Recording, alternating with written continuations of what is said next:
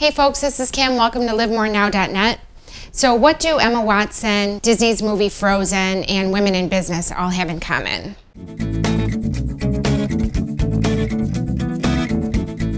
JWT Intelligence comes out with an annual 100 Top Trends report every year. It's very interesting. I'd recommend checking it out. Their website is jwtintelligence.com.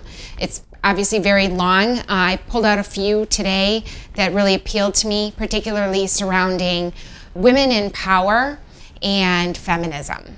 Feminism is not a new concept, but it does appear that it's receiving a bit of a reboot. Perhaps some of you recently saw Emma Watson at the UN imploring men to become feminists with the Heforshe campaign.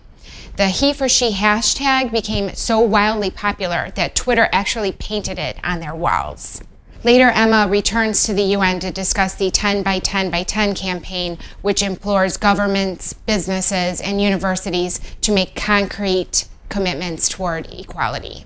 Many of us have seen the Disney movie Frozen. Disney finally breaks free from its traditional themes of damsel in distress, is saved by the prince, and it's love at first sight. In Frozen, the prince actually ends up being a bit of a jerk. In this movie, she's told that only an act of true love can actually thaw a frozen heart, and at first she interprets this as romantic love.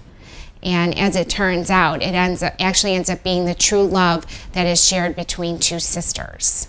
Now, we're also starting to see an increase in female influence in business. The JWT report states that women tend to view success much more horizontally than vertically.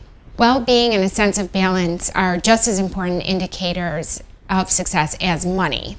Perhaps this will create some changes in business structures and reward systems, and we'll begin to see more of a work-life balance.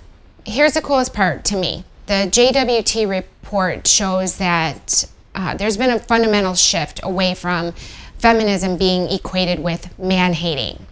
It seems that feminism is becoming less politicized and more about community empowerment. It's about building confidence rather than antagonism. And it's multi-generational.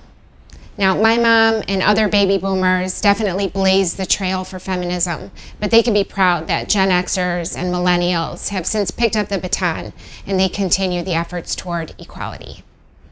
Thanks, folks, for visiting livemorenow.net.